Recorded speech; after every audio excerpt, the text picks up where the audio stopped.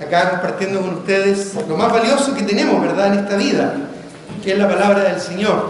Amén. Valioso porque es eterno, porque es permanente, porque tiene un efecto que transforma nuestras vidas y sobre todas las cosas porque a través de ella nos permite ser transformados a la imagen de Cristo y así glorificar a nuestro Padre Celestial, dándole a Él, ¿verdad?, toda la gloria y toda la honra, sabiendo que Él tiene el control y que Él, como cantábamos, ¿verdad?, reinará por siempre.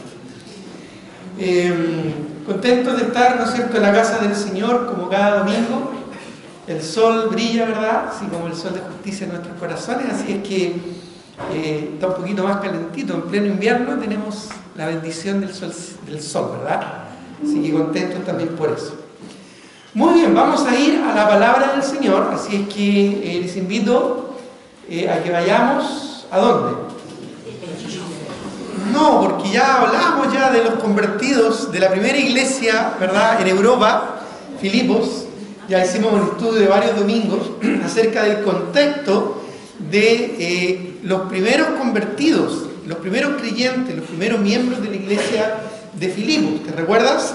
Estuvimos hablando de Lidia, la primera mujer convertida en Europa, que fue el primer fruto, ¿verdad?, del ministerio del apóstol Pablo, de Silas, de Lucas y Timoteo allá en Macedonia en aquel tiempo, así era conocido ese sector.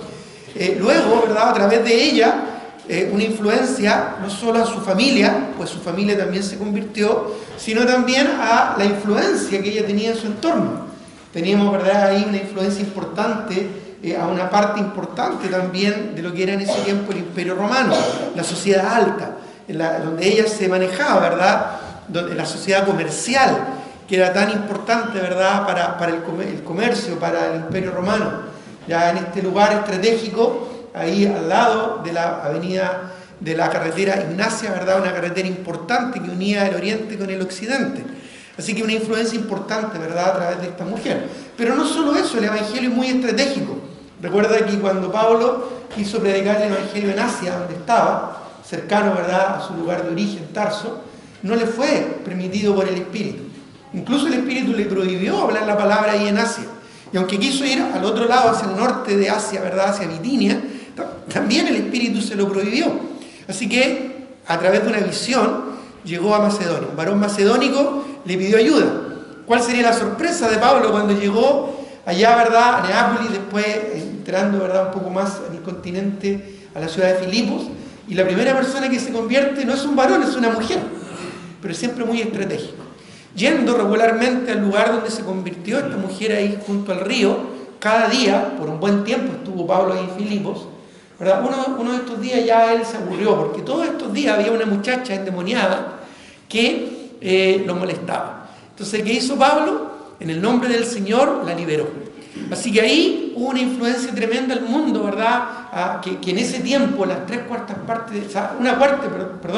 una tercera parte del imperio eran esclavos. Ya una tercera parte del imperio romano eran esclavos, es decir, era una sociedad tremendamente esclavista. Ya esclavos por deuda económica, por conquista principalmente. Recuerda que es el imperio romano en expansión, aunque en ese tiempo ya estaba completamente asentado. Pero eso seguramente marcó a mucha gente, ¿verdad?, al ver la liberación de esta muchacha, la liberación de un demonio que ella tenía y que por lo mismo entraba en éxtasis y hablaba cosas extrañas, y esto lo utilizaban sus amos y que le traía gran ganancia. Viendo perdida esa ganancia, ¿verdad?, por la liberación y por el impacto que esto produjo en la sociedad, lo llevaron a los tribunales y justamente a Pablo y a Silas lo metieron en la cárcel. Y ahí vemos que no solo la sociedad alta y la sociedad baja, ¿verdad?, fueron impactados con el evangelio, sino vimos también cómo el evangelio nos trae a veces problemas, ¿verdad? Un evangelio problemático, aprendíamos el domingo pasado. Y en ese contexto el evangelio ahora llega a un carcelero, ¿verdad?, al mundo de lo que es la milicia romana, ¿verdad?, el ejército romano. Así que vemos la influencia en la sociedad alta y comercial de su época, en la sociedad baja, ¿verdad?, y esclavista de su época, como también en la sociedad militar romana, a través de este carcelero. Él y su familia se convierte, y también los presos que habían ahí en la cárcel, así que la sociedad carcelaria también tuvo un efecto ahí producto del Evangelio. Así que vemos cómo es estratégico el Señor. ¿Ya? No es que Dios dejó de lado Asia para que ellos conocieran a Cristo, pues después, a través del mismo ministerio de Pablo en su tercer viaje misionero, y a través principalmente de la iglesia de Éfeso, el Evangelio se expandió rápidamente en Asia. ¿Ya? Incluso después el apóstol Juan tuvo un ministerio muy prolífico, muy fructífero en Asia. Ahí están las 7 iglesias de Asia Menor, ¿verdad? Cuando Juan le escribe en el libro de Apocalipsis a estas 7 iglesias. Ya encontramos ahí a Éfeso, a Esmirna, Tiatira, Sardis, ¿verdad? La Odisea, ya cerca de ahí Herápolis también, que es mencionada en el libro de Colosenses. La misma iglesia de Colosas también fue fundada no por Pablo, sino probablemente por Epafras, un discípulo de Pablo de Éfeso, que fue hasta allá a compartir el Evangelio. Ya, y ahí encontramos a Filemón, a Arquipo, el pastor de la iglesia en Colosas, a la esposa de Filemón, Apia. Bueno, y vemos acá lo estratégico que es Dios en todo esto. Como Él sistemáticamente nos guía cuando estamos dispuestos a ser guiados por Él. Cuando estamos dispuestos a que el Señor nos use para su gloria. Y quisimos partir por ahí para establecer las bases de lo que vamos a empezar ahora, un estudio más expositivo de Filipenses, el libro de la epístola a los Filipenses. Así que vayamos, por favor, a la epístola a los Filipenses, del apóstol Pablo a los Filipenses, en el Nuevo Testamento, porque de aquí en adelante ya vamos a empezar a estudiar esta hermosa epístola. Quise comenzar este estudio primero viendo el contexto, ¿verdad?, de los creyentes que de alguna manera fueron los que iniciaron esta iglesia. Pues vamos a darnos cuenta que mucho de lo que Pablo le escribe, ¿verdad?, a esta amada iglesia tiene sentido con la experiencia vivida en el comienzo de la iglesia. Es lindo cuando uno ve el inicio, ¿verdad?, de una iglesia. Me acuerdo cuando fuimos con varios hermanos a Monte Águila, ¿se acuerdan?, para la constitución de la iglesia ya.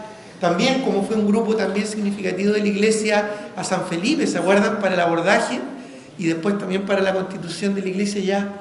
O también la iglesia en Curauma, ¿verdad?, en Piedra Viva. Qué lindo, ¿verdad?, recordar las historias de cómo, ¿verdad?, los hermanos fueron llegando a los pies del Señor, cómo se fueron convirtiendo, cómo se fueron añadiendo a la obra del Señor. Actualmente vemos, ¿verdad?, la obra que Dios está haciendo allá en Villa Alemana con Pastor Isaac y hermanos que de nuestra iglesia partieron para allá para comenzar esa obra. Y en Quillota, ¿verdad?, donde hermano Marco ahora hoy día en la tarde tiene que ir a predicar, ¿verdad?, vemos también la mano del Señor y cómo Dios está obrando. Y nos trae lindos recuerdos. Y nos trae, ¿verdad?, recuerdos del poder, de la mano del Señor. Y todo eso para la gloria de Dios, porque nos regocija el saber que somos parte de un plan. No somos creyentes aislados por aquí y por allá. No, Dios tiene un plan. Pero nosotros somos parte de ese plan cuando nos dejamos guiar. Y cuando nos involucramos con el Señor. Como los jóvenes estuvieron ayer en su vigilia, cuando nos comprometemos con el Señor. Cuando tomamos decisiones de dejar que nuestra alma se rinda a los pies del Señor y Dios, ¿verdad?, nos vaya transformando a la imagen de su Hijo Jesucristo para así ser discípulos que glorifiquen al Señor. ¿Ya? Así es que vemos, ¿verdad?, al inicio de esta iglesia ya en Filipos, y vamos a ver ahora en el desarrollo de esta epístola que el apóstol Pablo le escribe a la iglesia todo esto de lo que yo les estoy hablando. ¿Ya? Esta epístola fue escrito por ahí más o menos por el año 61, 63 después de Cristo. Ya no hay mucho consenso en qué momento. Sí se asume que fue una oportunidad en que el apóstol Pablo estaba preso en Roma. ¿Ya? Otros piensan de que incluso estuvo preso en Éfeso. Ya hablan de 2 momentos, ¿verdad?, en los que el apóstol Pablo, ¿verdad?, estuvo prisionero. Lo más probable es que él haya escrito a esta iglesia desde Roma. Hay varios factores que no los vamos a ver ahora, sino en el desarrollo de este estudio, que nos hacen pensar de que Pablo, encarcelado en Roma, por ahí por el año 61, 62, máximo el año 63 después de Cristo, es cuando les manda esta epístola. ¿Ya? Ahora, ¿se acuerdan más o menos que yo les comentaba cuándo comenzó la iglesia en Filipos? Más o menos, recuerdan, lo mencioné. Por ahí por el año 49, 50 al 51, ¿verdad? Después de Cristo, el segundo viaje misionero del apóstol Pablo. Ya, o sea, ya han pasado ¿cuántos años? Unos 10, 11, 12 años. Ya quizás hasta 13 años han pasado ya desde que comenzó la iglesia en Filipos. Ya después Pablo, ¿se acuerdan? Se fue a Tesalónica, después a Berea, a Grecia, Corinto, ¿verdad? Y después regresa a confirmar a los hermanos, después en su tercer viaje misionero. Bueno, ya han pasado más o menos 12 años, convengamos más o menos 12 años. 12 años pasan muchas cosas, ya 12 años pasan rápido, ya en 12 años ocurren muchas historias. 12 años más o menos desde que comenzamos la iglesia ya en Monte Águila, imagínate, tanto tiempo que ha pasado, poco más incluso. Bueno, 12 años después, Pablo le escribe a esta iglesia. Ya, aquí ya Pablo está más maduro, más anciano, está esperando su sentencia de muerte probablemente allá en Roma, si es que está escribiendo desde allá. ¿Ya? Y bueno, y Pablo acá está de alguna manera vertiendo su corazón a esta iglesia, está compartiendo su corazón con esta congregación. Es una epístola muy personal, es una epístola muy amorosa, es una epístola que nace de un corazón muy genuino. Ya, a diferencia de otras epístolas que son más estructuradas, que son más exhortativas, como la epístola a los Corintios, por ejemplo, ya corrigiéndolo de algunos errores más o menos complicados, ya, o una epístola más severa, como cuando Pablo le escribe a los Gálatas, ¿verdad? Y les dice, oh Gálatas insensatos, ya habiendo acabado por el Espíritu, vais a terminar por la carne. ¿Qué nos fascinó? Les dijo, para seguir un evangelio diferente. ¿Ya? Bueno, no, esta epístola es más cariñosa, es más de corazón a corazón. ¿Ya? Y yo creo que estudiándola la vamos a poder disfrutar de una manera especial. ¿Ya? De una manera especial. En general, la epístola a los filipenses, ya en cuanto al tema general de la epístola, podemos decir que tiene que ver con el gozo de ser de un mismo sentir en Cristo. El gozo de ser de un mismo sentir en Cristo. Es el tema general de esta epístola. El gozo, ya el regocijo, la plenitud emocional, ¿verdad? De ser de un mismo sentir en Cristo. Un mismo sentir en la obra de Dios, un mismo sentir en el compañerismo, un mismo sentir en la doctrina, incluso un mismo sentir en el servicio. Por ahí Pablo trata de corregir un problema que hubo, ¿verdad?, entre dos hermanas de la iglesia, un mismo sentir en la obra misionera, ¿verdad?, dándole gracias a la iglesia por el aporte económico que ellos le prodigaban, ¿verdad?, para su ministerio. Así que toda la epístola sigue más o menos esta misma línea, ya el gozo de ser de un mismo sentir en el Señor. ¿Ya? Y el motivo más específico de por qué Pablo escribe esta epístola desde la cárcel a esta iglesia, ya dijimos 12 o 13 años después de que la iglesia ha comenzado, básicamente es por gratitud. Primero por gratitud, por el apoyo económico de la iglesia, eso está ya casi al final de la epístola. Les agradece por el apoyo misionero, el apoyo económico, ¿verdad? Que una y otra vez la iglesia de Filipos prodigó para con este misionero, el apóstol Pablo. También otro motivo que vemos acá es la preocupación que manifiesta el apóstol Pablo para reconciliar líderes enemistados que había en la iglesia. Habían dos hermanas que estaban peleadas, entonces aquí Pablo manifiesta su preocupación, allá en el capítulo 4, ¿verdad? Y exhorta al pastor de la iglesia ya en Filipos. No se sabe a ciencia cierta quién es, unos piensan que fue Pablo. Ya recordemos, lo mencioné el domingo pasado, que cuando se fue Pablo, Silas y Timoteo a Tesalónica, ¿quién se quedó ahí pastoreando la iglesia, esa incipiente iglesia en Filipos? ¿Se acuerdan o no? ¿Se quedó quién? Lucas se quedó ahí. Ya es claramente evidente por las formas verbales en que se conjugan los verbos, que Lucas fue el que se quedó ahí un tiempo estableciendo la iglesia, así que puede haber sido incluso Lucas que asumió este rol, aunque nunca le vemos con un llamado pastoral, ¿ya? O misional, pero sí le vemos involucrado en la obra del Señor, un buen discípulo, ¿verdad?, preparado para toda buena obra, reproductivo y maduro en el Señor, que es el propósito de todo discipulado, de todo ministerio de discipulado, así que no debería sorprendernos. Pero ese fue también otro de los motivos por que Pablo escribió, ya, para motivarlos a seguir creciendo y fieles a Cristo en el ministerio con gozo. Ya, motivarles a crecer y seguir fieles a Cristo con gozo. Y repite varias veces el gozo, el regocijo que debe tener un cristiano, aún a pesar de los problemas, aún a pesar de las pruebas, usando este recurso que el Señor nos dejó, que es la oración.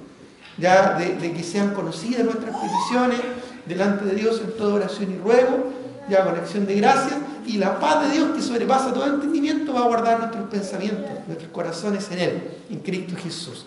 Y también, principalmente, como motivo de esta epístola, manifestarle su afecto, su cariño, su aprecio, su gratitud por este grupo de hermanos. Sin duda, para el apóstol Pablo, la iglesia en Filipos fue una iglesia especial, ¿ya? Y es claramente advertido, ¿verdad?, cuando uno la lee con detención, ¿ya? Bueno, vamos a ver, más allá del tema de la epístola, más allá de los motivos, vamos a ir viendo versículo a versículo, capítulo a capítulo, como dice la Escritura, ¿verdad?, reglón tras reglón, vamos a ir viendo, ¿verdad?, cómo el apóstol Pablo expresa esta gratitud, expresa esta preocupación, expresa esta motivación para él, expresa, ¿verdad?, su afecto, su cariño a estos creyentes de la iglesia en Filipos. Y vamos a tratar también de tomar lo que la palabra nos dice, que es útil, ¿verdad?, es inspirada y es útil para enseñarnos, para redarguirnos, para corregirnos e instruirnos en justicia, y la vamos a aplicar también a nuestra realidad, a nuestro contexto, ya como iglesia, pero también como creyentes, ya en base a la luz de la palabra del Señor, cómo nosotros también tenemos que asimilar y aplicar estas verdades, estos principios permanentes, perdurables, ¿verdad?, que deben afectar positivamente en nuestras vidas, ¿ya? Así que vamos por favor a Filipenses capítulo 1, vamos a leer del versículo 1 al 11. Ya, y ese va a ser el texto, la porción que vamos a estar considerando en esta mañana. Filipenses 1, del 1 al 11. ¿Lo tienen por ahí? Dice así la palabra del Señor. Pablo y Timoteo, ya recuerda que ellos estuvieron ya ahí en Filipos, fundando la iglesia hace 12 años atrás, ya junto con Silas y junto con Lucas, pero aquí con Pablo y Timoteo, los que escriben desde Roma, probablemente desde la cárcel, dice Pablo y Timoteo, siervos de Jesucristo, a todos los santos en Cristo Jesús que están en Filipos, con los obispos y diáconos. Ya a esta altura es una iglesia más o menos desarrollada. Gracia y paz a vosotros, de Dios nuestro Padre y del Señor Jesucristo. Doy gracias a mi Dios siempre que me acuerdo de vosotros. Dice, siempre en todas mis oraciones, rogando con gozo por todos vosotros, por vuestra comunión en el Evangelio desde el primer día hasta ahora, estando persuadido de esto, que el que comenzó en vosotros la buena obra, la perfeccionará hasta el día de Jesucristo. Como me es justo sentir esto de todos vosotros, por cuanto os tengo en el corazón y en mis prisiones. Por eso que pensamos, ¿verdad?, que está, entre otros argumentos, que está escribiendo desde la cárcel. Os tengo, dice, en mi corazón y en mis prisiones. Y en la defensa y confirmación del Evangelio. Todos vosotros sois participantes conmigo de la gracia. Porque Dios me es testigo de cómo os amo a todos vosotros. Qué expresión más linda, ¿verdad? Cómo os amo a todos vosotros con el entrañable amor de Jesucristo. Y esto pido en oración, que vuestro amor abunde aún más y más en ciencia y en todo conocimiento, para que aprobéis lo mejor, a fin de que seáis sinceros e irreprensibles para el día de Cristo. Todos juntos, el último versículo, el 11, dice, llenos de frutos de justicia, que son por medio de Jesucristo, para gloria y alabanza de Dios. Siempre, hermanos, todo lo que tenga que ver con nuestro desarrollo, crecimiento espiritual, nuestro discipulado, tiene que ver con esto, con la gloria del Señor. Vamos a orar antes de continuar. Señor, te doy gracias por tu palabra. Te ruego que nos pueda iluminar tu Espíritu Santo el día de hoy para entender y también nos pueda mover, Señor, a aplicar lo que vamos a aprender hoy de una manera correcta, interpretándolo de manera correcta para aplicarlo en nuestras vidas de manera santa. Ayúdanos, Señor, a no solo comprender, sino a vivir tu palabra y no ser oidores olvidadizos, sino hacedores de ella. Te lo pido, Padre, en el nombre de Jesús. Amén. En primer lugar, vemos en los versículos 1 y 2 el saludo. Un saludo más o menos común que Pablo reitera en diferentes epístolas cuando él escribe. Ya Pablo y Timoteo, siervos de Jesucristo. Como mencioné, ¿verdad? Pablo se menciona en diferentes epístolas de diferentes maneras. Ya a veces se menciona como apóstol de Jesucristo, de alguna manera mostrando, como decimos coloquialmente, sus galones, ¿verdad? Su importancia, su relevancia y su autoridad para lo que le va a decir. Pero en este caso vemos a un Pablo, ¿verdad?, mucho más sencillo, mucho más relajado, ¿verdad?, escribiendo esta epístola, ya que los motivos de la epístola no son tan serios o no son tan fuertes como quizás cuando escribe a la iglesia en Corinto, por ejemplo, o a la iglesia en Gálatas, ya, u otras iglesias. Por lo tanto, le vemos presentándose como un siervo, tanto a él como a su condiscípulo Timoteo, siervos de Jesucristo. Un buen título, ¿verdad? Un buen título para todo hijo de Dios, para todo discípulo. Más allá del cargo, del oficio, del don que Dios te ha dado, somos siervos del Señor. Somos doulos, que es la palabra original en el griego, esclavos del Señor. Eso significa que no nos pertenecemos a nosotros mismos. No somos dueños de nosotros mismos. De hecho, ni siquiera nuestro cuerpo nos pertenece. La Biblia nos dice, ¿verdad?, que somos templo del Espíritu Santo. Y hemos sido comprados por precio. Y que debemos glorificar a Dios en nuestro cuerpo y en nuestro espíritu, los cuales son de Él. Por lo tanto, Pablo aquí se menciona de una manera, se presenta de una manera, ¿no es cierto?, muy linda, muy significativa, muy empática. Ya, siervos de Jesucristo. ¿A quiénes les escribe? Bueno, a todos los santos en Cristo Jesús que están en Filipos. Esa palabra es interesante y aunque la podríamos pasar rápidamente por alto, es una palabra muy significativa. Ya, la palabra santo. Pablo se refiere a los creyentes de Filipos como santos. ¿Ya? En nuestra cultura sudamericana, ¿verdad?, tenemos muy marcado muchas veces la religión y pensamos en un santo como alguien inalcanzable o como alguien de una pureza sublime, ¿verdad?, de una reprensibilidad absoluta y casi, ¿verdad?, una persona canonizada para ser de alguna manera alabada o incluso en algunos casos, ¿verdad?, paganos, adorada. Pero en realidad esta palabra hace referencia, ¿verdad?, a un aspecto muy importante en todo creyente, que es la santificación. Ya hemos explicado que somos santificados posicionalmente en Cristo, en su presencia, por la justicia que Jesucristo imputa a nuestra vida. Pero también vamos a ser santificados gloriosamente o de manera perfecta cuando estemos en su presencia. ¿Ya? Sin embargo, en este instante, en este momento, estamos en un proceso de santificación, porque aún estamos en nuestro cuerpo físico, ¿ya?, y luchamos contra la carne, ya no nos dejamos controlar ni dominar por nuestro cuerpo mortal para obedecerlo en sus concupiscencias, como dice Pablo a los romanos. Entonces no debe reinar esto en nuestros corazones, en nuestras vidas, ¿ya? Y nos resistimos a eso y la palabra del Señor nos purifica, nos santifica y el Espíritu Santo nos controla para vivir vidas santas en el Señor. Bueno, tenemos una herramienta importante que es la palabra del Señor. Miren lo que dice Juan, capítulo 17, versículo 17. Y vamos a buscar varias citas. Si no alcanzas a llegar ahí, pon atención o después puedes reiterar, repetir este estudio, ¿verdad?, allá en el canal de YouTube de la iglesia, y ahí lo vas a encontrar y vas a poder quizás repasar también lo que hemos dicho.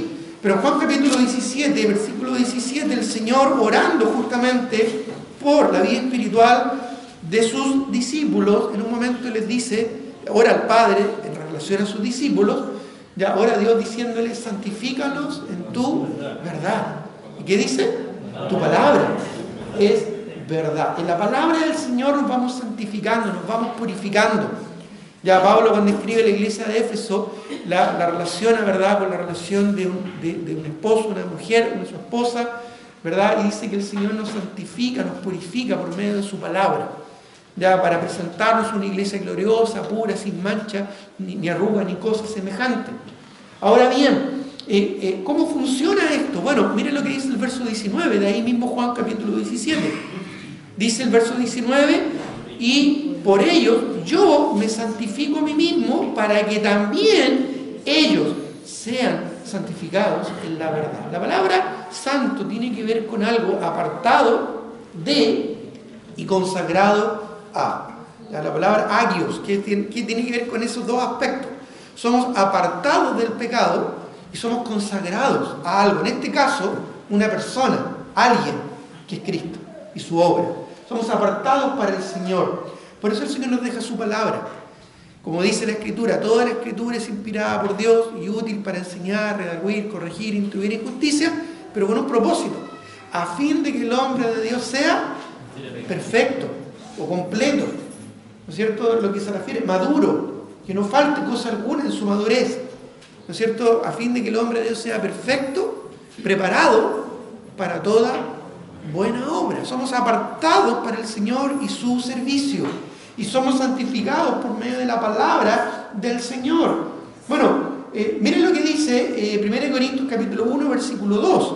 Porque Dios ya nos rescató del poder del pecado, ya nos santificó posicionalmente.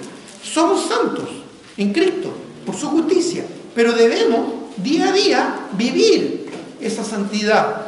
Y es lo que Pablo le escribe a la iglesia de Corinto, una iglesia no muy madura, para hacer honor a la verdad, media conflictiva.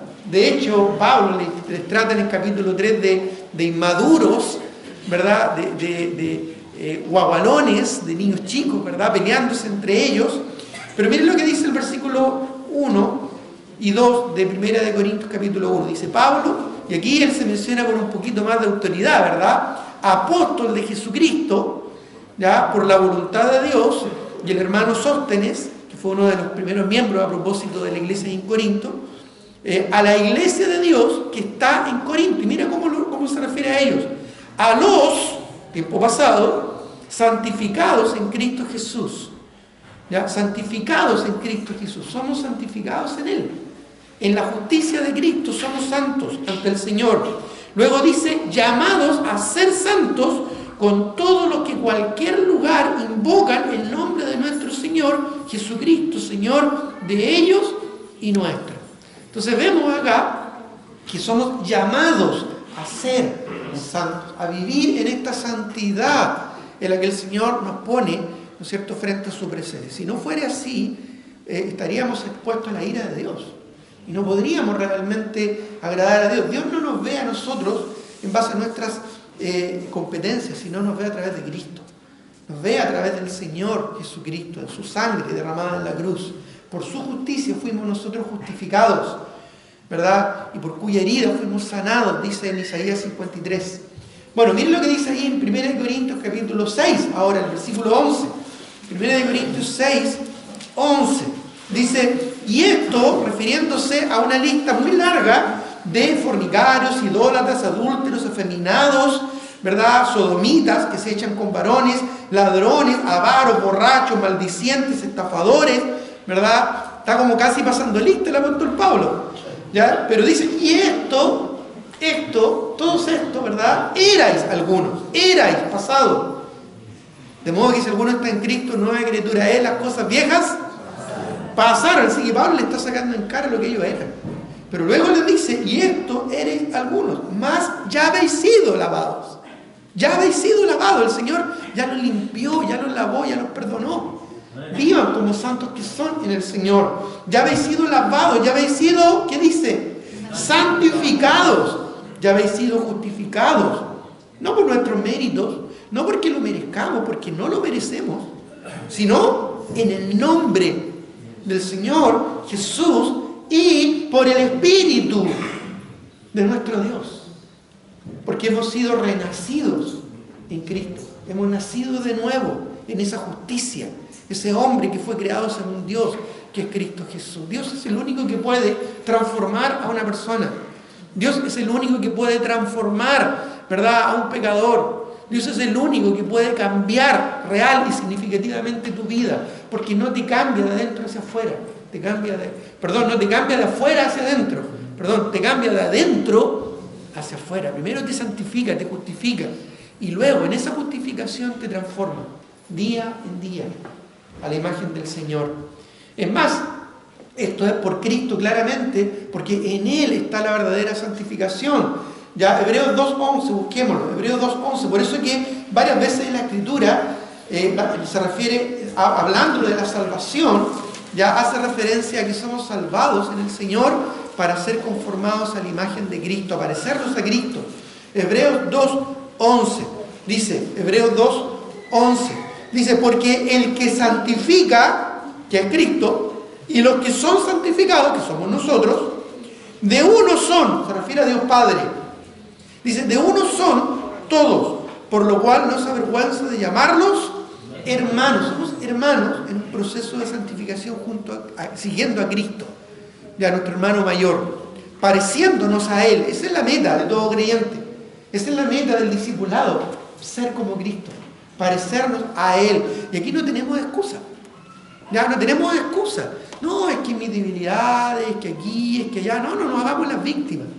Cristo viene a este mundo y fue tentado en todo según nuestra semejanza, así que Él se puede compadecer de nuestras debilidades. Él nos entiende.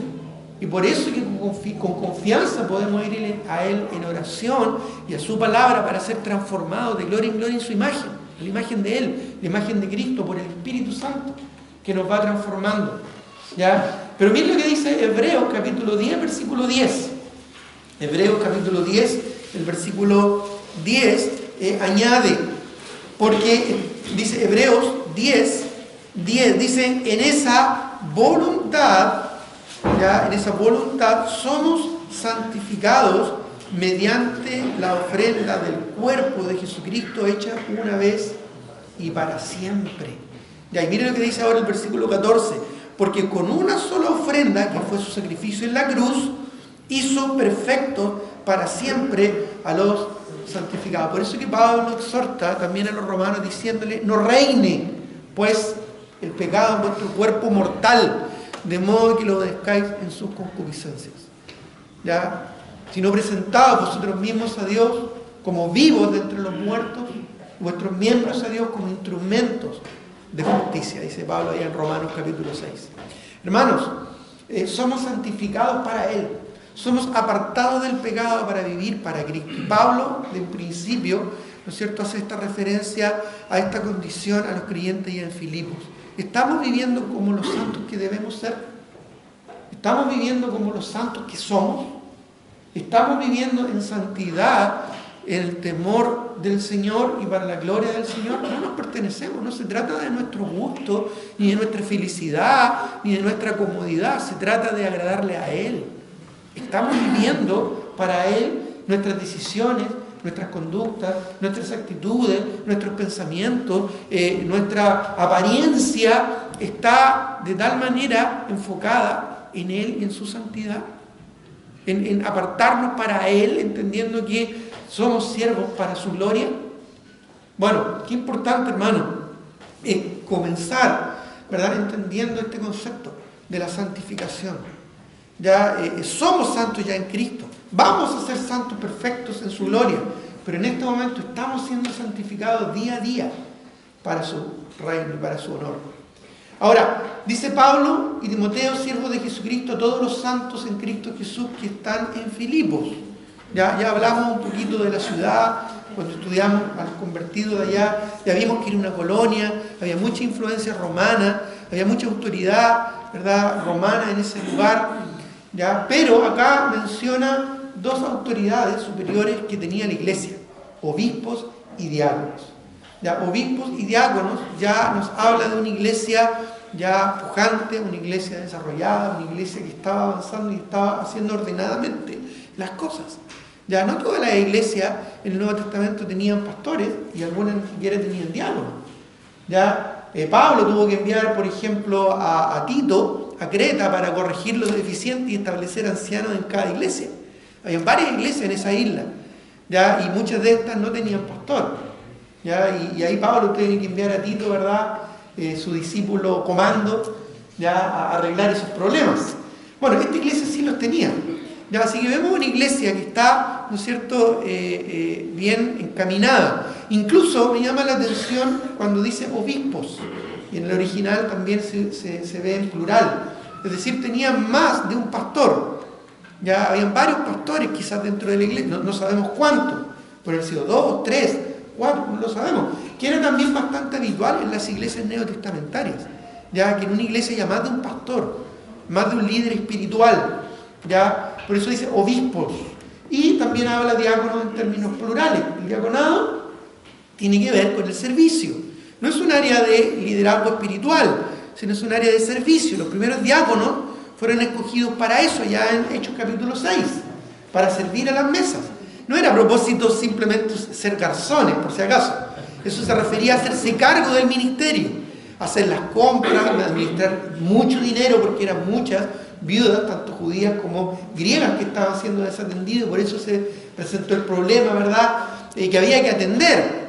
Entonces, Pablo, acá, ¿verdad?, hace referencia a estos hermanos que están sirviendo ya en la congregación. Son hermanos que están involucrados en servicios prácticos dentro de la iglesia y que deben rendir cuenta, no necesariamente al pastor, sino que a la iglesia. Ya, a veces pensamos que los diáconos son algo así como un cuerpo de senadores o de diputados dentro de un régimen, ¿no es cierto?, presidencial. ¿Ya? Y no es así. Ya, ese régimen parlamentario fue algo humano. Ya acá vemos un régimen distinto, un régimen teocrático en donde Dios es la cabeza. Los pastores simplemente cumplen un rol, que después lo vamos a ver más en detalle. Y los diáconos también, ya, que es administrar aspectos de servicio, ya, dentro de una congregación, como la ayuda mutua, como el ministerio de aseo y de mantención de un templo, la finanza, y cosas o traslados, en fin, cosas que tienen que ver con asuntos de servicio y práctico. De hecho, la palabra diáconos ya se puede traducir también en otros momentos como ministerio, como servicio. Ya, a veces la palabra servicio, traducido en otras porciones de la Escritura, ya viene de esta raíz, de esta palabra diáconos. ¿Ya? Pero la palabra obispos, que también la quiero resaltar, hace referencia básicamente a lo que hoy en día entendemos como un pastor. ¿Ya? Pastor, obispo y anciano se refieren al mismo oficio. No son tres oficios distintos, el mismo oficio, aunque expresan o reflejan un aspecto particular de ese oficio. ¿Ya? Obispo o episcopos, que es la palabra en griego, es el sobreveedor. Es como ese pastor que está ahí administrando, ¿verdad?, la grey, que todo funcione, que todo ande, ¿verdad?, en los programas ministeriales, espirituales de una congregación. Anciano, ¿verdad?, presbíteros, es la parte más de consejo, de sabiduría, ya de poder guiar, ¿no es cierto?, con su sabiduría espiritual en asuntos importantes a la congregación. Y pastor, ya pastor, que es una palabra, ¿no es cierto?, poinomen, muy interesante en su idioma original, porque tiene que ver literalmente con guiar el grupo de personas y alimentarles con buenos pastos. Se toma también de la palabra pastor la figura del pastor de un rebaño. Ya poinomen también se utiliza para referirse a un pastor de ovejas, literal. Ya con la figura de poder guiar un rebaño de gente, ya principalmente alimentándola con, en este caso, con la palabra del Señor. Y por ejemplo, en Hechos 20:17, ya cuando Pablo se despide de los pastores de las iglesias que habían ahí en Éfeso y sus alrededores, ya cuando él se despide para irse a Jerusalén y después esto le va a llevar a Roma, en Hechos capítulo 20, versículo 17, dice: enviando pues desde Mileto a Éfeso, hizo llamar a los ancianos de la iglesia. Ya recuerda, anciano, obispo y pastor son palabras intercambiables que se utilizan en el Nuevo Testamento. Cuando vinieron a él, les dijo: vosotros sabéis cómo me he comportado entre vosotros todo el tiempo del primer día que entré en Asia, sirviendo al Señor con toda humildad y con muchas lágrimas y pruebas que me han venido por las acechanzas de los judíos. Y ahí habla de que le anunció, ¿verdad?, todo el consejo de Dios, en fin.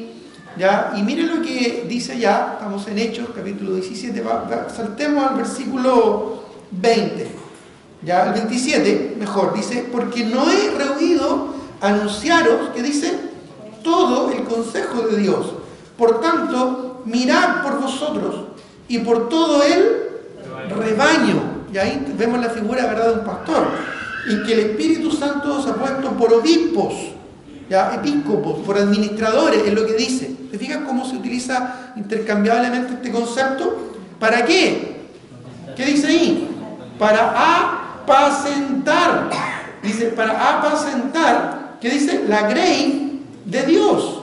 Estamos en el versículo 28, ¿ya? ¿Y a qué hace referencia ahí con apacentar la grey de Dios? Esa palabra apacentar es la palabra poiniao, de poinomen, o sea, pastorear, es lo que está literalmente diciendo, pastorear la iglesia del Señor. ¿Ya? Es decir, obispo, pastor, anciano, en este contexto, ¿verdad?, hace referencia ya a la misma idea, ¿no es cierto?, al mismo oficio. ¿Ya? Por lo tanto, vemos, ¿verdad?, que en la iglesia, ya el oficio de pastor, de obispo, de anciano, ya es un oficio que se resume en una sola persona. Ya en diferentes lugares se le llama de manera distinta, ministro, ya reverendo, me han dicho de todas esas formas, ¿verdad? Ya hasta padrecito me han dicho alguna vez. Bueno, pero eso ya es otro concepto, que nada que ver, ¿verdad? Pero por lo menos los conceptos bíblicos son de obispo, anciano y pastor, ¿ya? Ahora, si me dicen anciano, les pego, ¿ya? Y obispo no suena como muy elevado, pastor está bien, ¿ya? Pero en realidad se refiere a lo mismo. Y quizás nos estaría dando también una especie como de sentido, aquí quizás en una iglesia deberían haber por lo menos 3 pastores, ¿no es cierto? Uno que sea como administrativo, otro que sea más, ¿no es cierto?, de consejero, ¿verdad?, de sabiduría, y otro que quizás sea más enfocado a la enseñanza de la palabra del Señor. No en vano en Efesios 4:11 se refiere ahí al pastor maestro, ya que perfecciona a los santos para la obra del ministerio, a los creyentes, a los santos que somos nosotros. Bueno, ahora, es destacable esto porque no estamos hablando acá de una iglesia débil, una iglesia, digamos, neófita, no, una iglesia ya un poquito más desarrollada con un buen y sólido liderazgo, ¿ya? Lo que seguramente tenía muy contento al apóstol Pablo, ¿ya? Y por eso lo que vamos a ver ahora de los versículos 3 al 5 es la expresión de gratitud que el apóstol Pablo tiene para con el Señor y para con estos hermanos. ¿Ya? Es agradable cuando uno se entera y sabe, ¿verdad?, que las personas, los hermanos en los que uno ha invertido tanto tiempo y servicio, están avanzando, están creciendo, están avanzando en el Señor. Hijos espirituales que alegran a sus padres. ¿Ya? Dice, doy gracias a mi Dios siempre que me acuerdo de vosotros, siempre, en todas mis oraciones. Dice, rogando con gozo por todos vosotros y por vuestra comunión, dice en el Evangelio, desde el primer día hasta ahora, desde que ellos comenzaron. Se comenzó con la iglesia, hace 12 años atrás. Bueno, no pierdan aquí su texto. En 3 de Juan, capítulo 1, vemos este sentido, esta expresión también, ¿no es cierto?, mencionada por el apóstol Juan, en 3 de Juan, ya, 3 de Juan, capítulo 1, versículos 1 en adelante, dice, el anciano a Gayo, el amado a quien amo en la verdad. Pablo le escribe a un amigo, ¿no es cierto?, y luego le dice, amado, yo deseo que tú seas prosperado en todas las cosas, ya que tengas salud, así como prospera tu alma. Ya recordemos, Pablo escribe a la iglesia en Filipo y está contento porque han prosperado en lo espiritual. Ya, y prosperar aquí no solo se refiere al aspecto económico, pecuniario, sino que también principalmente a lo espiritual, ya a la madurez. Juan, aquí escribiendo a Gayo, alaba también este desarrollo espiritual. Pues mucho me regocijé, dice el versículo 3, cuando vinieron los hermanos y dieron testimonio de tu verdad, de cómo andas en la verdad. No tengo yo mayor gozo que el oír que mis hijos andan en la verdad. Qué hermoso es cuando uno invierte como maestro de escuela dominical, como predicador, como discipulador, como pastor, ¿verdad?, como misionero, y se ve el fruto de lo que uno hace. Ya, el hermano Felipe hablaba, ¿no es cierto?, de sus días de escuela dominical y cómo sus maestras invirtieron en él, ¿verdad? Y muchas canas también seguramente les hizo salir, Bueno, puedo dar fe de aquello, puedo dar fe de aquello, ¿ya? Por eso es que vemos, ¿verdad?, el cariño de Pablo a la iglesia de Filipo. A propósito, ya, con el permiso ahí del hermano, me acuerdo en una oportunidad, ya estoy hablando muchos años atrás, no sé cuánto, 25, 30 años yo creo, ya, no, sí, como unos 25 años atrás, ya siendo el pastor de esta iglesia, que en un momento tuve que llamar aparte a 2 jovencitos, 2 niñitos, ya, los llevé a la sala de aquí, en la esquina del segundo piso, ¿verdad? No sé si tú te acordarás, Felipe, ya, y tuve que reprenderlos duramente, ya, tuve que hablarles fuerte porque estaban realmente molestando mucho a las maestras, no tenían una buena actitud, ya, y yo me acuerdo muy claramente, como si fuera el día de ayer, ya, uno de ellos se empezó a justificar, no, pero es que aquí, pero es que acá, que las clases son aburridas, lo típico, ¿verdad? Ya, no, es que mis papás me traen obligado y aquí y allá. Pero había otro muchachito que me escuchó y que era uno de los más, ¿no es cierto?, activos, y era uno de los más que ahí se movían y causaban problemas, pero agachó la cabeza, ¿no es cierto?, y me dijo, ya basta. Bueno, y ahora lo ven ustedes, ¿verdad?, como líder de alabanza, como predicador, como discipulador, ¿verdad?, dando sus consejos a los jóvenes. Increíble lo que hace el Señor, Increíble lo que hace el Señor. Y lo que hace el matrimonio también, ya hay que darle crédito a Pamela. Bueno, pero claramente, hermano, así como él, un ejemplo nomás, Dios trabaja en nuestros corazones y en nuestras vidas, ¿ya? Y si es que estamos dispuestos, si es que somos dóciles, que somos humildes, en esa oportunidad yo aprendí una gran lección de humildad, ya, un muchachito que supo someterse, que supo disponerse, ¿verdad?, a la obra del Señor. No estoy seguro, pero creo que después de eso empezamos un discipulado, un rato después, y el Señor trabajó en el corazón, ¿verdad?, así como de él, como muchos de nosotros también, para dar gozo y alegría a aquellos que invirtieron en nosotros, aquellos que invirtieron su vida en nosotros. También recuerdo cuando fuimos a visitar con mi esposa al pastor, al misionero que fundó nuestra iglesia, ¿verdad?, que ya se retiró ya por su vejez, le fuimos a visitar, le dimos gracias, ¿verdad?, personalmente por tantas horas, tanta paciencia ya invertida en nosotros. Qué lindo fue eso, ¿ya? Incluso él nos llevó a conocer a otros viejitos, más viejitos que él, que en su tiempo eran pastores también y que le apoyaban económicamente para estar como misionero acá. Y nos llevó a conocerlo, ¿verdad? Y también pudimos a ellos darle las gracias. Decirle gracias porque ustedes invirtieron en este hombre y gracias a eso, ¿no es cierto?, nosotros fuimos beneficiados con la luz del Evangelio. Ya hombres que ya en este momento están en la presencia del Señor. Cuando nosotros apoyamos misioneros, ya no, somos absolutamente inconscientes de todo el efecto que eso tiene. Apoyamos a un hombre, ¿verdad?, allá en España, o a una hermana allá en Tailandia, pero somos inconscientes realmente del efecto que eso genera en la vida de otras personas. Un día cuando estemos en el cielo, quizás se va a acercar, ¿verdad?, un hermanito allá de Tailandia, de Nepal, o quizás de Marruecos, de España, ¿verdad?, y nos va a decir gracias, porque ustedes fueron generosos, ¿no es cierto?, en invertir en la obra misionera. ¿Ya? Bueno, aquí vemos esta gratitud expresada del apóstol Pablo en estos versículos. Doy gracias a mi Dios, les dice, siempre que me acuerdo de vosotros. Cuando Pablo recordaba, ¿verdad?, a los creyentes de Filipo, tenía lindos recuerdos. Tenía recuerdos de hermanos vivos en lo espiritual, generosos. Después, más adelante vamos a ver, de hecho, en específico, cuán generosos eran ellos. Pero él tenía lindos, buenos recuerdos. Había cosas buenas y malas, como la vida es así, ¿verdad?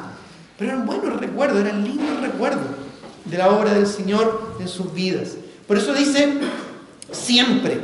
Ya, doy gracias a mi Dios siempre. No era algo, ¿verdad?, del momento. No, era un recuerdo constante y que cada vez que se recordaba, siempre eran buenos recuerdos, por un corazón dispuesto. ¿Ya? No faltó seguramente el hermano duro de servir, porfiado, complicado. No faltó, ¿verdad?, la hermanita media conflictiva, que después Pablo va a tener que ahí también tratar de arreglar el asunto. Pero, en general, siempre fueron lindos recuerdos. ¿Ya? Y siempre fueron, ¿verdad?, recuerdos del corazón. ¿Ya? Y es bueno recordar, hermano, es bueno acordarse. A veces nosotros tenemos un serio problema, los hijos del Señor. Ya un hermano años atrás lo ilustraba como cuando salimos de las puertas de nuestro templo, como que hubieran dos grandes borradores. Ya, porque a veces a uno se le olvida lo que escucha, se le olvida las cosas que Dios a través de personas ha invertido en tu vida. Un discipulador, un maestro de escuela dominical, un predicador, un pastor, un diácono, un siervo, tanto que se ha invertido en nosotros. Y a veces no somos agradecidos con ese tipo de cosas. Ya, La mejor manera de ser agradecido es aplicar, vivir, poner en práctica todo aquello que se nos intenta, ¿no es cierto?, implantar en nuestro corazón, que es la palabra del Señor. Ya, el otro día una jovencita, ¿verdad?, una niña se acercó a mi esposa, ¿verdad?, y le trajo un regalito. ¿Ya? Y le dijo: gracias por ser mi maestra, gracias por su tiempo. Ya casi hizo llorar a mi esposa, casi le hizo llorar. ¿Ya? La niña, ¿verdad?, muy linda, casi le dijo: yo quiero algún día cuando grande ser como usted. Ah, qué lindo, ¿no es cierto? Esas cosas a uno le gratifican. Ya, cuando un discipulador pasa tiempo contigo, aprovecha ese tiempo. Ya, inviértelo bien, porque es tiempo invertido. Sí, los discipuladores van a visitar o abren su hogar, ya toman su tiempo para trabajar en tu vida. Un maestro de escuela dominical prepara su lección, toma tiempo para preparar la sala, para adecuarla correctamente, ¿verdad?, para las necesidades de tu hijo. Sea agradecido con lo que se invierte en tu vida en lo espiritual, ¿ya? Porque eso no lo ves en el mundo. ¿Ya? El mundo es egoísta y busca lo suyo propio nomás, el beneficio de cada uno y sálvese que se pueda. Pero tú estás en un lugar donde hay gente que invierte en tu vida. ¿Ya? Y no solo el pastor, hay muchos más hermanos, incluso más todavía, más cosas, más inversión que el pastor. Muchos hermanos en esta iglesia invierten tiempo en ti.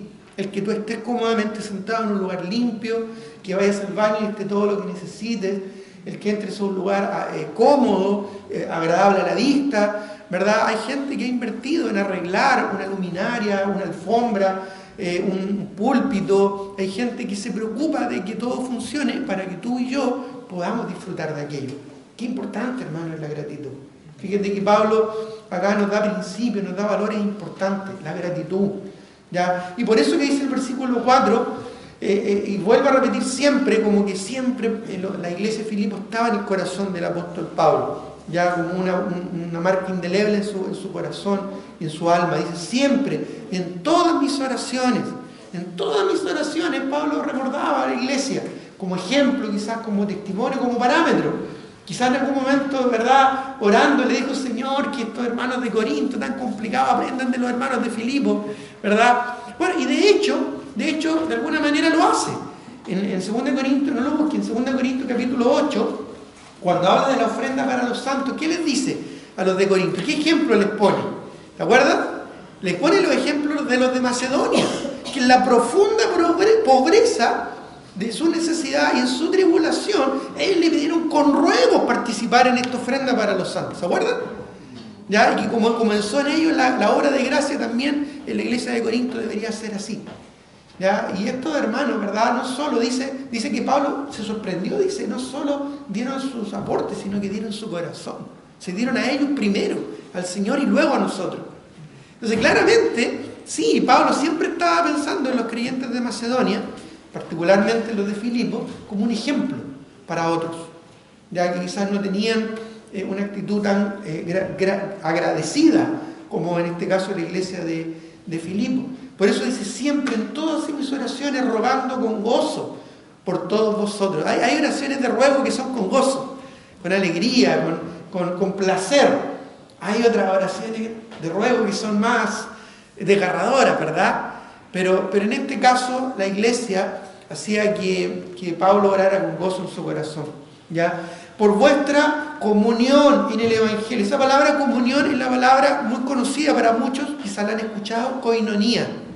¿Recuerdan? Koinonía, que es una sociedad, un compañerismo, literalmente una comunión, una común unión, una unión en común que nos une, que es Cristo. Ya, algo que uno comparte, que no es solo algo físico, no es solo un plato de comida, un alimento, ¿verdad?, sino que más bien es una persona. Compartimos a Cristo. Ya somos hermanos de sangre y compartimos a Cristo en nuestros corazones. Esta coinonía, esta unión en común, este compañerismo, esta sociedad, ¿verdad?, que tenemos el uno con el otro en Cristo. ¿Ya? Y Pablo aquí dice desde el primer día hasta ahora. Acuérdate, ya han pasado 12 años más o menos. Cuando dice desde el primer día, ¿de qué está hablando? Cuando comenzó la iglesia. Por ahí por el año, ¿no es cierto?, 49, 50, más o menos, después de Cristo. Ahora está escribiendo en el año 63, más o menos 62 después de Cristo. Se han pasado 12 años más o menos. Ya desde el primer día hasta ahora había una perseverancia, una continuidad, ya una habituidad en practicar esta coinonía, esta comunión, este compañerismo. Qué importante es el compañerismo cristiano, que no es solo, y eso lo vemos siempre en el discipulado, ¿recuerdan? No es solo venir a la iglesia, no es solo estar en todas las reuniones, que es una parte importante, no dejar de congregarse, dice el Hebreos 10:25. Pero más allá de eso es compenetrarse unos con otros, entender que somos hermanos, que somos una familia espiritual y que nos debemos los unos a los otros, y que yo no venga afecta a otros porque yo soy parte de un cuerpo, y por lo tanto ese compromiso que yo tengo con la obra, con la iglesia, es relevante, es importante, es esta coinonía, esta comunión. Incluso lo voy a mencionar más adelante un poquito más en cuanto a esto, ¿ya? Eso que ya está empezando a expresar el apóstol Pablo tiene que ver con el tercer punto que vamos a ver ahora, del versículo 6 al 8, que es el sentimiento que Pablo expresa. Ya, los sentimientos no son malos. Ya, para nosotros como bautistas a veces pensamos que la expresión de los sentimientos son negativos y son malos. ¿Por qué? Porque vemos a veces otras iglesias que abusan y que distorsionan este concepto. Pero los sentimientos no son malos, nos dio el Señor. ¿Ya? No deberían tomar el control de nuestro ser, ya, así como no ponemos la carreta delante de los caballos, tenemos que poner la carreta detrás de los caballos, si no, ¿verdad? Tanto los caballos como la carreta se van a dañar. En el orden correcto los sentimientos siguen a la obediencia. ¿Ya? En el orden correcto los sentimientos siguen al orden. ¿Ya? Por lo tanto, los sentimientos sí son válidos en la medida que sean sentimientos controlados por el Espíritu Santo. Sentimientos controlados, ¿verdad?, por la obra de Dios en tu vida. Y aquí Pablo expresa sus sentimientos a la iglesia diciéndoles, estando persuadido de esto, estoy seguro de algo, ¿ya?, que el que comenzó en vosotros la buena obra, la perfeccionará hasta el día de Jesucristo. Pablo aquí, como un economista, ¿verdad?, hace un gráfico de crecimiento, ¿verdad?, de avance, y recuerda cuando comenzó la iglesia. Ahora evalúa, ¿verdad?, cómo está en este momento, 12 años después, y cómo eso se proyecta, una proyección en el futuro. ¿Ya? Y él está convencido, está seguro de que ellos tienen una buena base, tienen un buen, lo que llaman hoy en día los economistas, un buen momentum. ¿Ya? Un momento en el que se ve ese avance, ese crecimiento, ese desarrollo.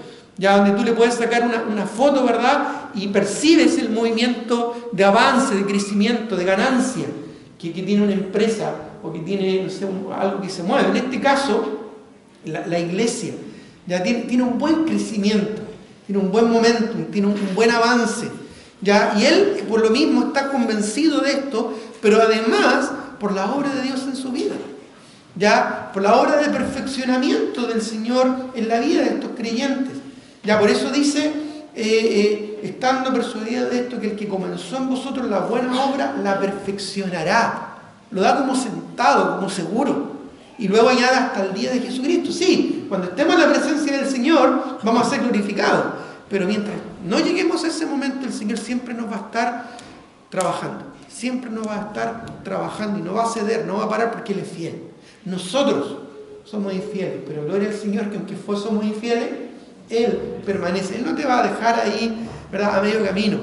Él te va a buscar de alguna u otra manera, incluso a veces con dolor si es necesario. Con dolor. Pero no tiene que ser así si nos disponemos a su perfeccionamiento. Mire lo que dice, no pierdas tu texto, pero en 2 Corintios 3:18. 2 Corintios capítulo 3, el versículo 18, ya dice la palabra del Señor, por tanto nosotros todos, mirando a cara descubierta, ya como en un espejo, la gloria del Señor, Señor, ya ese espejo, ¿a qué se refiere el espejo? A la palabra. Ya el espejo, ¿no es cierto?, que nos muestra, según Santiago, nuestro rostro natural, es una imagen en que se refiere a la palabra que nos va transformando. Dice, como en un espejo vemos allí la gloria del Señor, porque a través de la Biblia conocemos al Señor, conocemos su importancia y sobre todo conocemos su influencia, su doxa, ¿no es cierto?, en nuestra vida. ¿Ya? Conocemos, ¿verdad?, el poder, la influencia, el impacto que Él tiene en nuestra vida a través de su palabra. Y por eso dice, somos, ¿qué dice? Transformados, nos cambia. Si tú estás en Cristo y no has sido cambiado, algo malo ocurre. Hay algo malo ahí. Ya, porque el propósito de la vida cristiana, mientras estemos en esta tierra, es que el Señor nos vaya transformando de gloria en gloria. Ya, en la misma imagen, la imagen de Cristo, dice, en la misma imagen que la del Señor Jesucristo, como por el Espíritu del Señor, el Espíritu Santo, que iluminó, que inspiró y que ilumina su palabra, a través de ella, a través de este espejo, nos va transformando día a día, de gloria en gloria, de influencia en influencia, de peso en peso. ¿Ya? La Shekinah, que en el Antiguo Testamento, la gloria del Señor, literalmente significaba eso, el peso de Dios. Y la doxa, que es la que vemos traducido como gloria en el Nuevo Testamento, se refiere también a esa influencia luminosa, ¿verdad?, en la que Dios nos guía en nuestro camino, que la podemos apreciar y disfrutar a través de su palabra, que es lámpara y que es lumbrera mi camino, como dice el Salmo. ¿Ya? Por lo tanto, estamos siendo transformados, estamos siendo perfeccionados. En Efesios 4, no lo busquen, 11 al 12 dice que el Señor escogió el liderazgo en una iglesia. Ya menciona ahí apóstoles y profetas que ya no están vigentes, pero sí evangelistas, pastores y maestros, ¿a fin de qué? ¿Te acuerdas? A fin de perfeccionar a los santos. El rol del pastor, ¿ya cuál es? Perfeccionar a los santos. ¿Para qué somos o tenemos que ser perfeccionados? Bueno, perfeccionado significa completado, que no nos falte nada. Pero somos perfeccionados en una iglesia para la obra del ministerio. ¿Cuál es la obra del ministerio? Cuando pensamos en la obra del ministerio, probablemente pensamos en el ministerio de un pastor, que está en el ministerio, ¿verdad? ¿Qué tiene que hacer un pastor? Tiene que visitar, tiene que predicar, tiene que aconsejar, tiene que visitar a los enfermos, ir a los hospitales. ¿Qué más tiene que hacer un pastor? Asistir a un funeral, ¿no es cierto? O funerales. ¿Ya? ¿Qué más tiene que hacer un pastor? Bautizar. ¿Cómo? Discipular. Disciplinar. ¿Ya? Redarguir. ¿Ya? Son estas cosas que tiene que hacer un pastor. ¿Solo un pastor? Porque la Biblia dice que el pastor está para perfeccionarnos. Perfeccionar a los santos. ¿Quiénes son los santos? Nosotros. Perfeccionar a los santos, ¿para qué? Entonces tú también tienes que visitar, tú también tienes que predicar, tú también tienes que enseñar, tú también tienes que discipular. Tú también incluso puedes hasta bautizar. ¿Te acuerdas Felipe, un diácono, bautizándole a eunuco? ¿Por qué tiene que ser un pastor? ¿Por qué tiene que ser un pastor? Me acuerdo cuando se fue el misionero de nuestra iglesia, y una hermana ya ancianita le dijo, cuando se iba, ¿no es cierto?, para evitar que se fuera, le dijo, pero pastor, se va, ¿y quién va a asistir a mi funeral? Estaba preocupada la hermanita. Bueno, después aprendió que había otro jovencito que estaba preparando si podía asistir a su funeral, no había problema. Ya no tenía que estar él. Ya no era el hombre sacrosanto que solo él podía administrar las cosas del ministerio. No, en la Biblia no habla de eso. No hay una diferencia. Pastor es uno más dentro de la congregación que cumple un rol bien específico, que es perfeccionar, que es capacitar a los creyentes, a todos nosotros, para que todos nosotros hagamos la obra del ministerio. ¿No es para eso que estamos siendo perfeccionados por medio de la palabra del Señor? Que es inspirada y útil para enseñar, redarguir, corregir, instruir en justicia, a fin de que el hombre de Dios sea completo, perfecto, maduro, preparado para toda buena obra. Es decir, si hay la necesidad de hacerse cargo de una obra, ¿quién podemos poner ahí? Bueno, alguien que tenga un llamado, alguien que sea un pastor. No, el hermano Raúl lo ponemos a cargo de la iglesia de Quillota. ¿Por qué? Porque ha sido perfeccionado y está preparado para toda buena obra.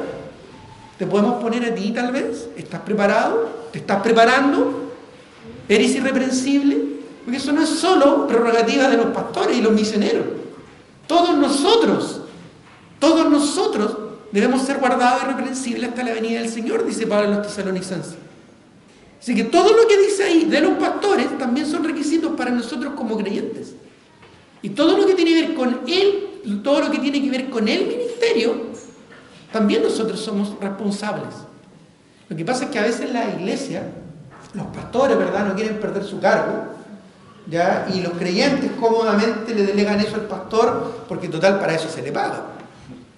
Y se hace una diferencia entre el clero y el laico, ¿no es cierto? Y que está arriba el profesional que administra el ministerio y los creyentes vienen a ser ministrados. No, hermano, cuando tú vengas a la iglesia, tú no vienes a ser ministrado, tú vienes a ministrar, porque eres parte de la iglesia, eres parte del cuerpo, eres parte de la obra. Tú te vienes aquí a perfeccionar para la obra del ministerio. Por eso es que está el instituto bíblico, por eso es que está el discipulado, por eso es que están los días jueves la reunión, por eso están las reuniones de ministerio, de jóvenes, de varones, de damas, de jóvenes mayores, de jóvenes menores. ¿O crees que simplemente para llenar un calendario? No, es para que tú seas perfeccionado y participes y te capacites en la obra del ministerio.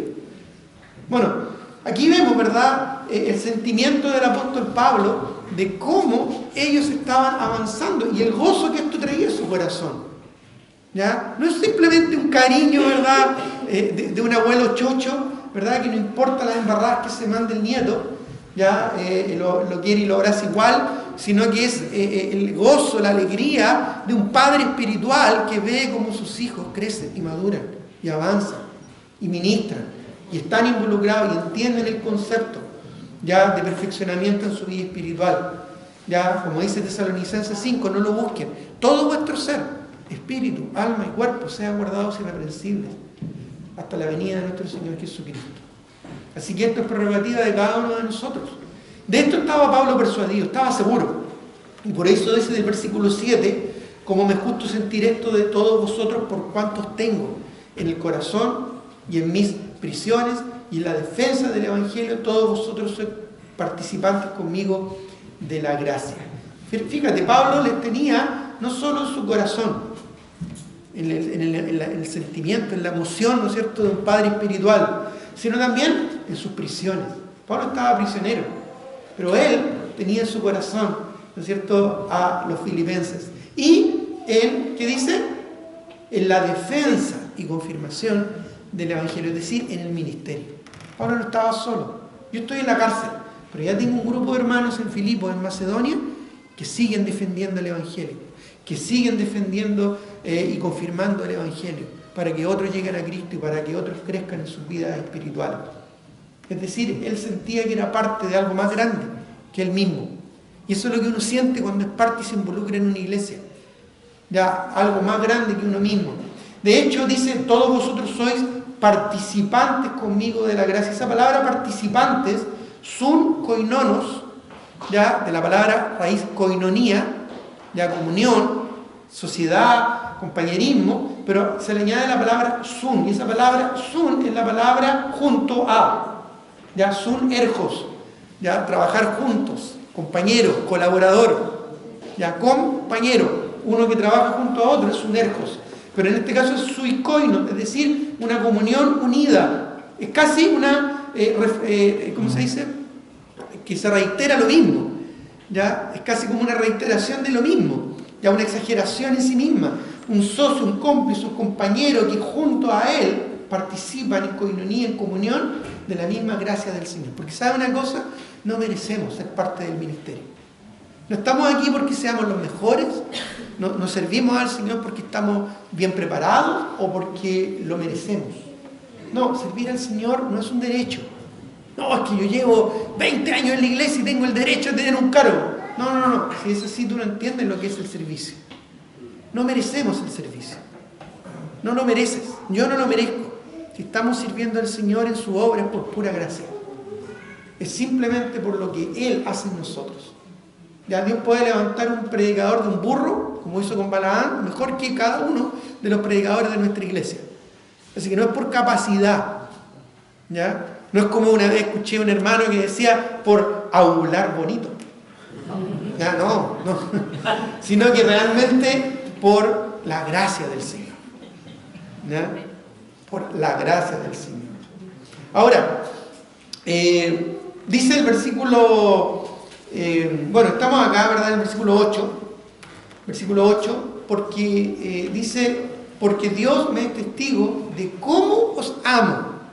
Seguimos aquí en el tercer punto del sentimiento, de los versículos 6 al 8, pero aquí ya Pablo, ¿verdad?, abre su corazón y les dice, porque Dios me es testigo, o sea, pone a Dios como testigo del amor que les tenía. ¿Cómo os amo a todos vosotros en el entrañable amor de Jesucristo? Esto ya lo hemos dicho una y otra vez. En la Biblia, el centro de las emociones no era el corazón, como nuestra cultura occidental, ¿no es cierto?, y moderna, eran las entrañas. Por eso utiliza el término el entrañable amor de Jesucristo, desde las entrañas. ¿Ya? De hecho, cuando uno está emocionado de una manera romántica, ya no es tanto el corazón el que te palpita. Eso ocurre cuando uno está asustado. Sino es como no sé si te ha pasado, ¿verdad? Es como algo que se empieza a gestar aquí en tus entrañas, ¿no es cierto? Algunas damas llaman a eso las maripositas, ¿no es cierto?, ahí del estómago. ¿Ya? Bueno, tiene más sentido en realidad, y a la vez expresa algo muy profundo en el ser de una persona, que se expresa de diferentes maneras. Ya un cariño, un abrazo, se expresa quizás de una manera cariñosa o incluso de una manera firme. Porque el amor no hace nada indebido, no busca lo suyo. Ya no es egoísta, no busca autosatisfacción el amor. El amor busca el bien del otro, según lo que vemos en 1 Corintios 13. Ya, por lo tanto, el amor siempre busca el bien de los demás, aunque esto signifique tener que reprender, exhortar o tener que ser firme. ¿Ya? Pablo acá expresa que realmente ama a estos cristianos. Dice, Dios me es testigo de cómo os amo. ¿Cómo amaba el apóstol Pablo? Bueno, de un corazón genuino, sincero, entrañable. Ya, algunos pasajes que no hablan de esto. Colosenses 3:14, por ejemplo, también habla de este amor el apóstol Pablo. En Colosenses 3:14, ya va muy rápido, nos queda poco tiempo. Colosenses 3:14, ya dice la palabra del Señor, Colosenses 3:14, ahora sí, dice, y sobre todas estas cosas, vestidos del amor. Mire lo que dice, que es lo que nos une, el vínculo perfecto, lo que nos une de manera perfecta. ¿Ya? De manera perfecta. 1 Pedro 1, 22 al 23. 1 Pedro 1, el apóstol Pedro también nos habla acerca de esto. 1 Pedro 1, 22 al 23, dice, habiendo purificado vuestras almas, ¿por qué? Por la obediencia a la verdad. ¿Qué es la verdad? Ya lo dijimos. La palabra de Dios. Mediante el Espíritu que nos ilumina y nos transforma, ¿te acuerdas? Y mire, ¿para qué? Para el amor. Para el amor fraternal, no fingido, amaos unos a otros entrañablemente de corazón puro. Entonces, el amor cristiano no es solamente, ay hermano, pobrecito, ¿verdad? Que es tan débil y fracasa. No, el amor cristiano va con la palabra y exhorta al hermano para sacarlo del error, para rescatarlo de su mal camino, porque le ama. Es como un padre que a veces con dolor tiene que disciplinar a su hijo, porque lo ama. Muchos padres que hoy en día al día de hoy, no aman a sus hijos. Dicen que los aman y dicen que estarían dispuestos a dar su vida por ellos, pero son tan cobardes que no son capaces de corregir a sus hijos, para entrenarlos en los caminos del Señor, o para, incluso en el mundo, para entrenarlos a portarse bien, a ser obedientes. Dios no bendice en la desobediencia, hermanos. Y por lo tanto un niño no va a ser bendecido en la desobediencia. Hay que corregirlo, hay que instruirlo con amor, porque le amamos y queremos lo mejor para él, para que su vida sea bendecida en la obediencia. Es lo que dice acá. Tal cual, lo que dice acá. En la obediencia. El amor es cariñoso, es afectuoso. Pero el amor también es firme, porque el amor busca el bien de la otra persona. El amor busca que la otra persona sea bendecida. Yo me acuerdo cómo mi mamá me bendecía. Duramente. ¿Ya? Duramente. Y le agradezco al Dios y a mi madre, por ser tan bendecido de parte de ella. ¿Ya? Porque sí, hermanos, uno aprende, ¿ya?, a vivir en la vida y ser no solo un buen ciudadano, sino también en los caminos del Señor un buen hijo de Dios. Tú puedes entrenar y enseñarle a tu hijo a que obedezca, a que si tú le dices silencio, él se queda en silencio. Y no le tengas que decir a la 1, a las 2, ni lo tengas que amenazar. Cuando lleguemos a la casa te voy a dar. No, hermano. Para eso tú lo tienes que entrenar sistemáticamente en un contexto de amor. Lo tienes que criar, lo tienes que entrenar, lo tienes que preparar para que cuando estén en la realidad, cuando estén en el mundo real, sea obediente, obedezca lo que es correcto, lo que es justo. Bueno, eso es el verdadero amor, ya que menciona aquí Pablo. Ya primero de Pedro, y Pedro también, ¿verdad? Y Romanos 12:10, otro pasaje también que nos habla, ¿no es cierto?, del amor, nuevamente Pablo aquí, pero a los romanos, ya Romanos capítulo 12, el versículo 10, ¿no es cierto?, cuando les dice a los romanos: amaos los unos a los otros con amor fraternal en cuanto a honra, prefiriéndoos los unos a los otros. Prefiriéndoos los unos a los otros. Y no busquen Hebreos 13:1 cuando dice: permanezca ahora el amor fraternal. El amor fraternal. Incluso en 1 Corintios 13 también declara, ¿verdad?, ahora permanecen la fe, la esperanza y el amor. Pero el mayor de todos. ¿Sabe por qué dice el mayor de todos? No porque sea más importante, sino que es más permanente. Hoy en día vivimos por fe y tenemos la esperanza del Señor, ¿o no? Algún día ya nos vamos a andar por fe porque le vamos a ver cara a cara y seremos transformados, ¿no es cierto?, a su semejanza. Y tampoco vamos a tener la esperanza porque va a ser cumplida la esperanza gloriosa que dice la Escritura. Pero el amor va a permanecer ahora y en la siguiente vida. Y ahí vemos la importancia, ¿verdad?, del amor. El amor, qué importante es el amor en una iglesia, en una comunión. Qué importante es el amor, pero el amor bíblico. El amor que es capaz de sacrificarse a uno mismo. Ya cuando un padre está disciplinando a su hijo, se está sacrificando a sí mismo. Porque a qué padre le gusta, ¿no es cierto?, darle 3 cucharazos de palo a su hijo, 3 varillas a su hijo. ¿A qué padre le gusta? A nadie, a menos que sea sádico, ¿verdad?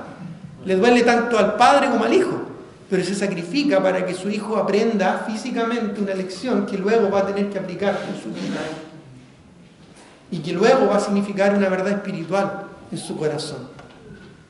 Y aunque el mundo, ¿verdad?, diga no, que eso es solo un eufemismo, que eso es maldad, que eso es aquí y allá, solo basta con ver la Escritura y el libro de Proverbios para entender, ¿verdad?, que cuando tú disciplinas a tu hijo, cuando tú lo corriges con vara es porque lo amas. Bueno, aquí Pablo no tuvo que corregir con vara a los de Filipo, como lo que sí tuvo que hacer con los de Gálatas o los de Corintios, pero sí expresa su amor de una manera mucho más cariñosa y mucho más, ¿verdad?, quizás agradable. ¿Ya? Finalmente, ¿qué es lo que hace en virtud de este amor? Termina esta inicial, ¿verdad?, presentación con su oración. Siempre en todas las epístolas, Pablo siempre da gracias y termina orando, expresando peticiones de oración, ¿verdad?, por sus discípulos. A todas las epístolas. Aquí termina en este cuarto punto, si lo podemos llamar así, del sermón, con su oración. Su oración. Ya dice el versículo 9 al 11, y esto pido en oración. Esto pido. ¿Qué pide aquí? ¿Qué pide? Si ama tanto a estos hermanos de Filipo, ¿qué pide por ellos? Ya, dice, pido en oración que vuestro amor, sigue en la misma línea del amor, este amor ágape, sacrificial, ya, abunde aún más. O sea, si ya tienen amor, y doy gracias al Señor porque ya tienen amor, quiero que este abunde aún más. ¿Y cuándo es necesario que abunde el amor? Bueno, no lo busquen, pero Pablo da algo de luz en Efesios 4:2, cuando dice a los de Éfeso, dice, voy a leer el versículo 1, dice, yo pues, preso en el Señor, os ruego que andéis como es digno de la vocación con que fuisteis llamados. Seguramente Pablo escribió al mismo tiempo Efesios que Filipenses, al mismo tiempo, desde la cárcel. Entonces está pensando en los mismos conceptos. Y lo que dice el versículo 2 dice, con toda humildad y mansedumbre, soportándoos con paciencia los unos a los otros en amor. Incluso el amor es tan amplio y genuino que uno incluso tiene que estar dispuesto a soportarse el uno al otro. ¿Ya? ¿Será que en la iglesia a veces hay hermanos difíciles de soportar? O cambio la frase. ¿Será que a veces en la iglesia habemos hermanos difíciles de soportar? Porque cualquiera, ¿verdad?, que apunta con su dedo, tiene 3 dedos apuntándose a sí mismo, ¿verdad? ¿Somos tan difíciles de soportar? Sí, somos difíciles de soportar, ¿sí o no? Somos porfiados, somos complicados, somos inestables, somos, ¿verdad?, difíciles. Pero ahí está el amor. Nos soportamos, ¿verdad? En el buen sentido tenemos paciencia uno con otro. Paz y ciencia. ¿Ya? Paciencia es lo que significa, ¿no es cierto? Conocimiento que trae paz. Entonces, cuando un hermano nos bendice y hace que en nuestro corazón empiece ahí a brotar el enojo, ¿verdad? Tenemos la paz que nos trae el conocimiento que el Señor va a tratar con su vida. Miren la venganza, dice el Señor. Yo daré el pago. Ya, no, hermano, no te preocupes, que Dios te bendiga. Gracias por ser de bendición a mi vida y a enseñarme, ¿verdad?, a ser humilde. ¿Ya? A veces es difícil los tratos dentro de la iglesia. Más adelante vamos a ver que hubo un problema así en esta iglesia. No era la iglesia perfecta, porque la iglesia perfecta no existe. ¿Ya? Y si la encuentran, no hagan ni tal de entrar, la vas a echar a perder. ¿Ya? Así que aléjate de ahí, no la eches a perder. El problema somos nosotros. ¿Ya? Siempre van a haber problemas, incluso en esta iglesia. Pero tenemos que orar para que nuestro amor sea más genuino, ¿no es cierto?, y abunde más y más. Interesante, dice, en ciencia, este amor, ¿no es cierto?, genuino, debe crecer en ciencia. Esa palabra ciencia es la palabra griega epignosis y significa literalmente entendimiento pleno de las cosas. Cuando uno a veces tiene una diferencia, cuando entiende, ¿no es cierto?, completo el panorama, como que cambia un poquito la percepción, ¿o no? Entonces, en ciencia, o sea, en el conocimiento completo de las cosas, y en todo conocimiento. Conocimiento es la palabra odnesis. Odnesis. ¿Ya? Ciencia era epignosis, conocimiento es odnesis en griego. Y tiene la idea de la percepción y el discernimiento completo de las cosas. Porque a veces hay cosas que entendemos y a veces hay cosas que percibimos. A veces nos dejamos más llevar por lo que percibimos que por lo que entendemos. Pero en ambas cosas las necesitamos para amarnos unos a otros. Entender el completo de las cosas, como también percibirlo de manera correcta y adecuada. ¿Ya? Percibirlo de manera correcta y adecuada, un discernimiento completo y correcto de las cosas. Y eso nos va a ayudar unos a otros en nuestras relaciones. ¿Ya? Y todo esto, ¿para qué? Dice el verso 10, para que aprobéis lo mejor. Lo mejor. Me hace pensar en las palabras de Pablo también cuando dice ahí en Corintios, ¿verdad? Todo me es lícito, pero no todo me conviene. Todo me es lícito, pero no me dejaré dominar de ninguna de estas cosas, incluyendo el enojo o incluyendo otros pensamientos, ¿verdad? O otras percepciones de distorsión mental ante un problema, un malentendido o una dificultad. Por lo tanto, Dios no quiere lo bueno para nosotros.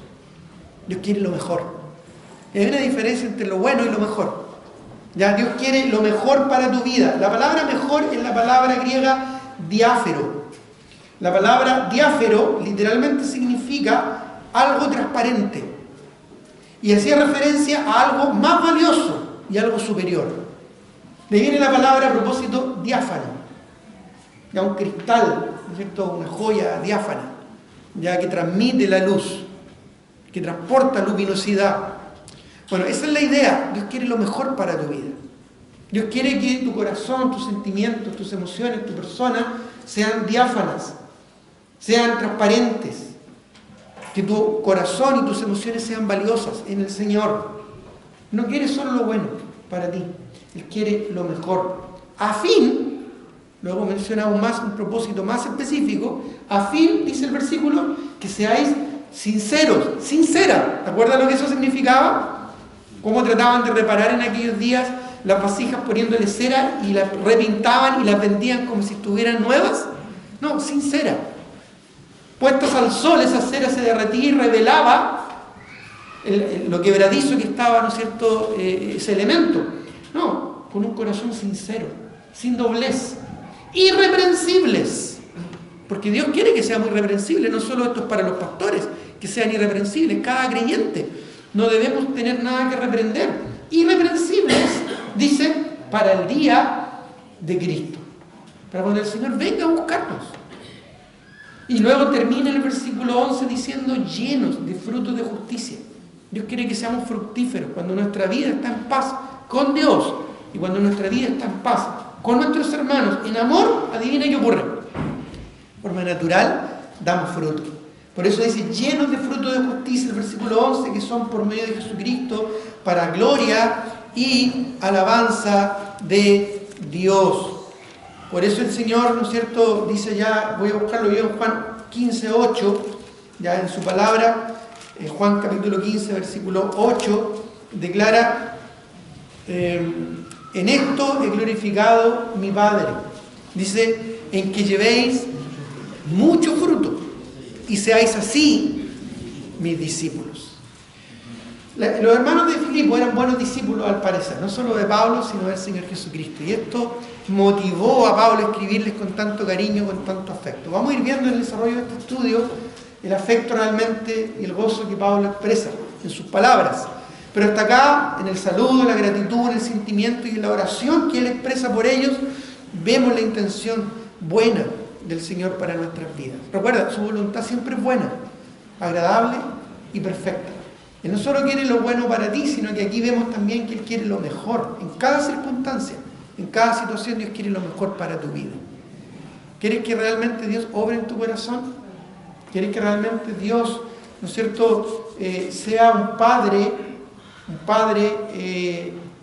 gozoso, contento y agradado de tu vida? Así como los filipenses agradaron el corazón del apóstol Pablo. Así como vemos el gozo de un Padre espiritual, ¿quieres que también tu Padre, el Señor, se goce de tu vida? Entonces tienes que tener un corazón humilde, lleno de amor y rendido a Él y su voluntad. Vamos a terminar en un momento de oración. Señor, te agradezco por tu palabra. En pocos versículos hemos podido profundizar bastante, Señor, en el sentir del apóstol Pablo. Te ruego, Señor, que